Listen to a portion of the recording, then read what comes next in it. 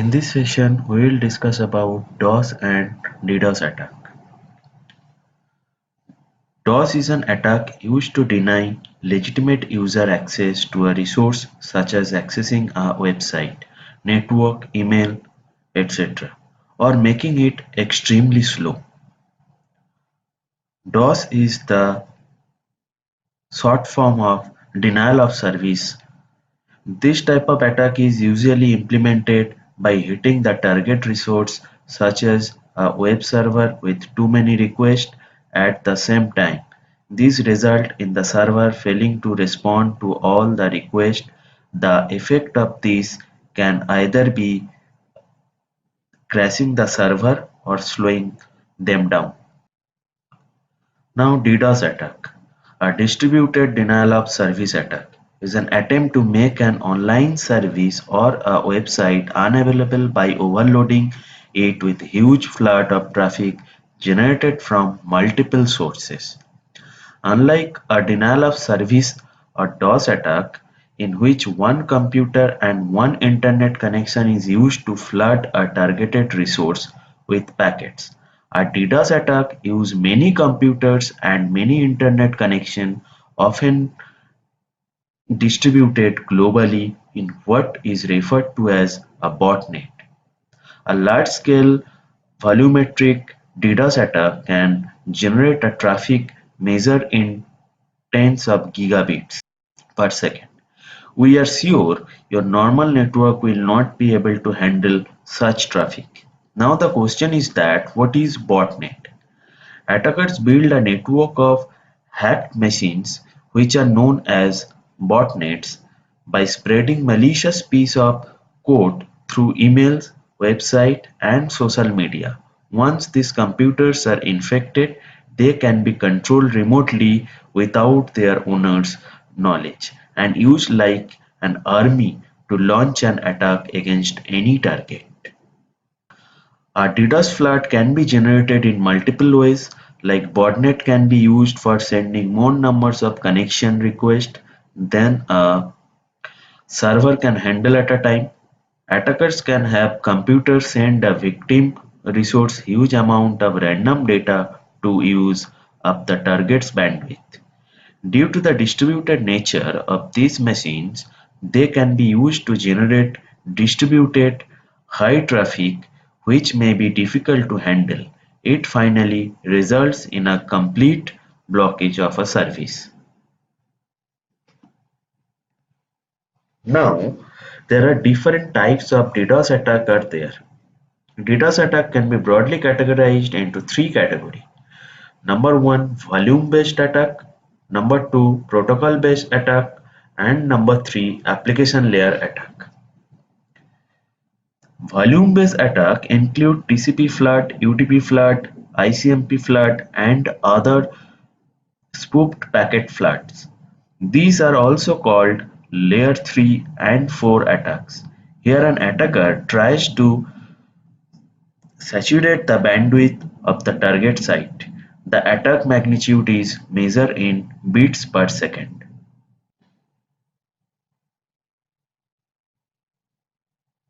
Volume-based attack. Volume-based attack include TCP flood, UTP flood, ICMP floods, and other spoof packet floods. These are also called layer 3 and 4 attacks. Here an attacker tries to saturate the bandwidth of the target site. The attack magnitude is measured in bits per second. UDP flood. A UDP flood is used to flood random ports on a remote host with numerous UDP packets, more specifically port number 53. Specialized firewalls can be used to filter out or block malicious UDP packets. ICMP flood. This is similar to UDP flood and used to flood a remote host with numerous ICMP echo requests. This type of attack can consume both outgoing and incoming bandwidth, and a high volume of ping requests will result in overall system slowdown. HTTP flood. The attacker sends HTTP GET and POST request to a targeted web server in a large volume which cannot be handled by the server and leads to denial of additional connection from legitimate clients. Amplification attack: the attacker make a request that generate a large response which include DNS request for large TXT record and HTTP GET request for large file like images, PDFs or any other data file.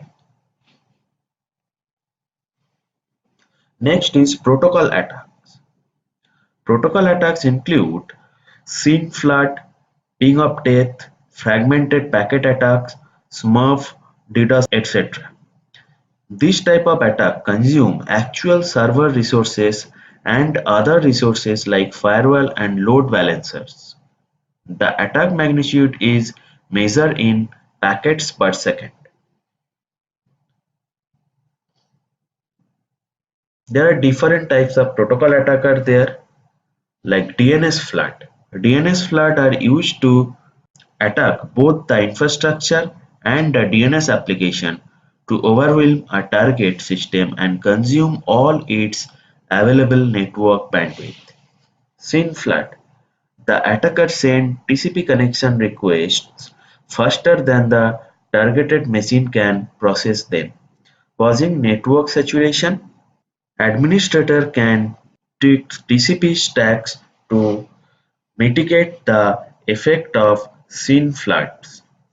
To reduce the effect of SYN floods, you can reduce the timeout until a stack frees memory allocated to a connection, or selectively dropping incoming connections using a firewall or IP tables. Ping of death: the attacker sends malformed or oversized packets using a simple ping command. IP allows sending 65,535 bytes packets, but sending a ping packet larger than 65,535 bytes violates the Internet Protocol and could cause memory overflow of the target system and finally crash the system. To avoid ping of death attacks and its variants, many sites block ICMP ping message altogether at their firewalls. Next is application layer attack.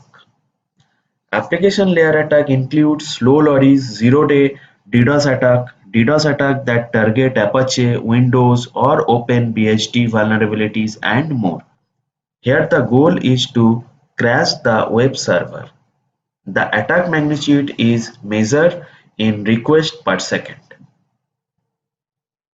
Now different type of application layer attack are there, like application attack. This is also called layer 7 attack, where the attacker makes excessive login, database lookup or search requests to overload the application. It is really difficult to detect layer 7 attacks because they reassemble legitimate website traffic.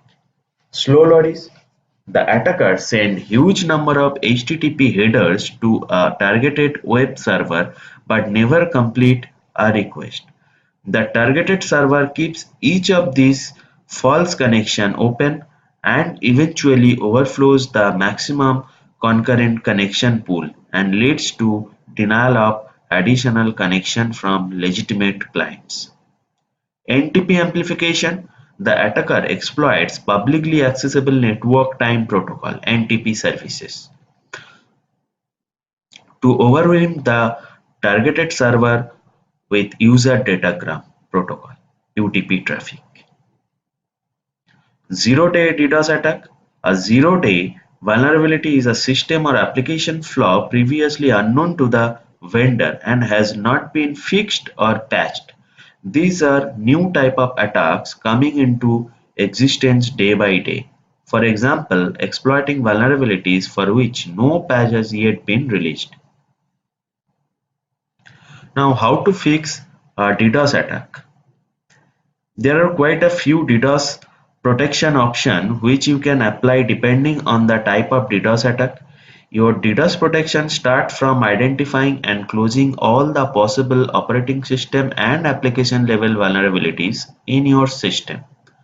closing all the possible ports, removing unnecessary access from the system, and hiding your server behind a proxy or CDN system. If you see a low magnitude of the DDoS, then you can find many firewall-based solutions which can help you in filtering out DDoS-based traffic. But if you have high volume of DDoS attack, like in gigabits or even more, then you should take the help of a DDoS protection service provider that offer a more holistic and proactive, genuine approach. You must be careful while approaching and selecting a DDoS protection service provider. These are number of service provider who want to take advantage of your situation. If you inform them that you are under DDoS attack, then they will start offering you a variety of services at unreasonably high cost. We can suggest you a simple and working solution which start with a search for a good DNS solution provider who is flexible enough to configure A and CNAME records for your website. Second, you will need a good CDN provider that can handle peak DDoS traffic and provide you DDoS protection services as a part of their CDN package. Thank you. In this session, I will show you how to perform a DOS attack using slow loading script. Suppose our target web application is running on 192.168.0.104.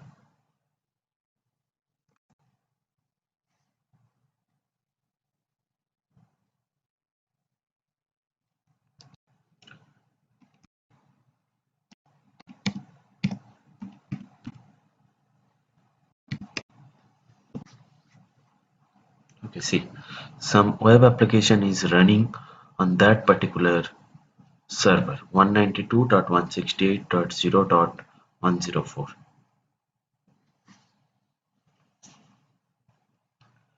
Now we need to check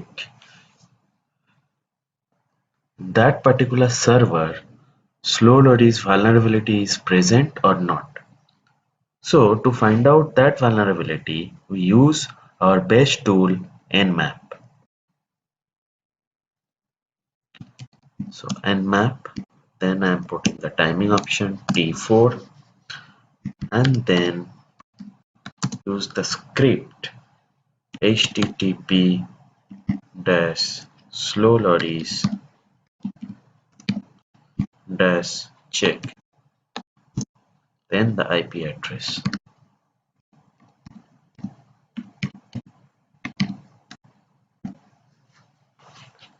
Let's wait for the result.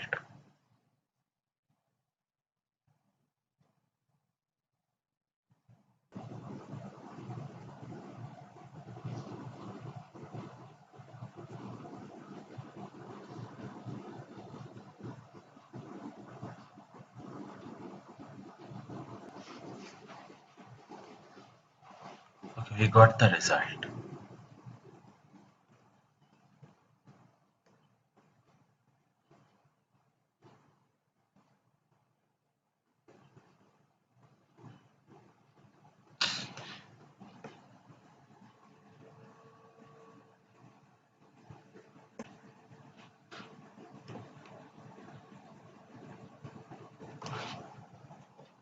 And it's showing HTTP slow loading check is vulnerable.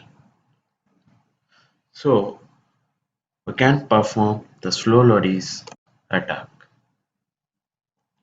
So to attack in that particular IP address, we need to use the slow loading script. Now you can easily download slow loading script from internet. Now I will show you how you can download slow loading script.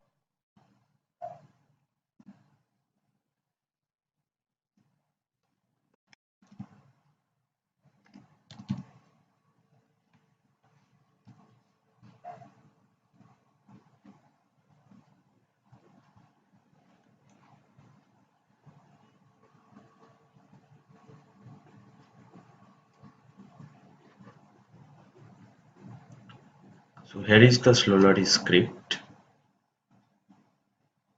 To download this script, you can copy the URL and go to terminal, use the command git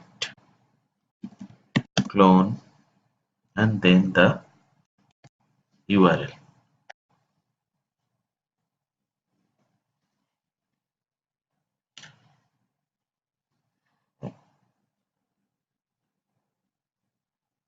So I already download the script slowlaris.pl.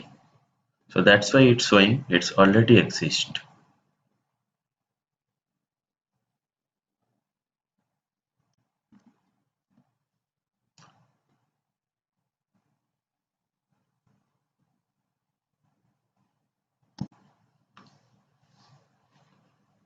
So now it's downloaded, and go to your file system and you can check slowlaris.pl is there.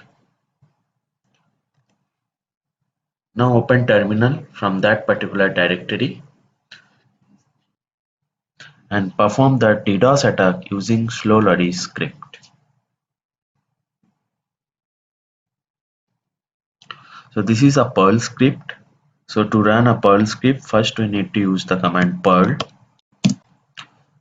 then the script name, it's slowlaris.pl. Then you need to use -dns to specify the domain name or IP address.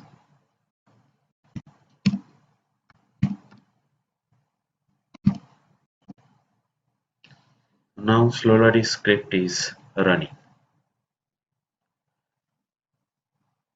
and it sent 494 packets successfully. This thread now sleeping for 100 seconds.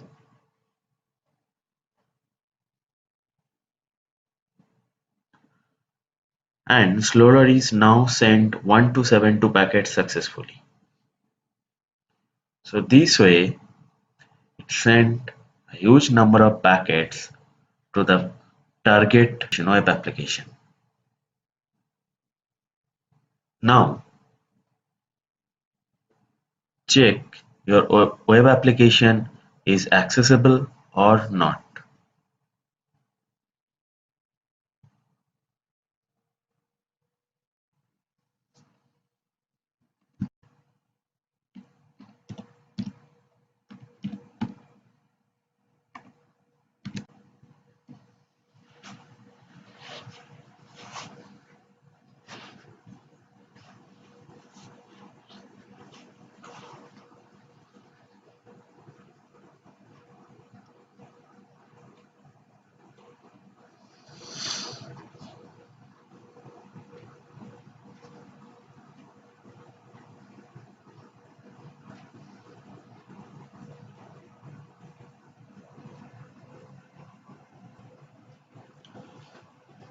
Now see, this web application is not accessible.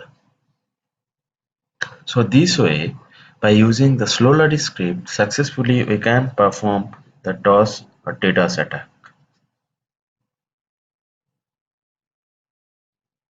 Thank you.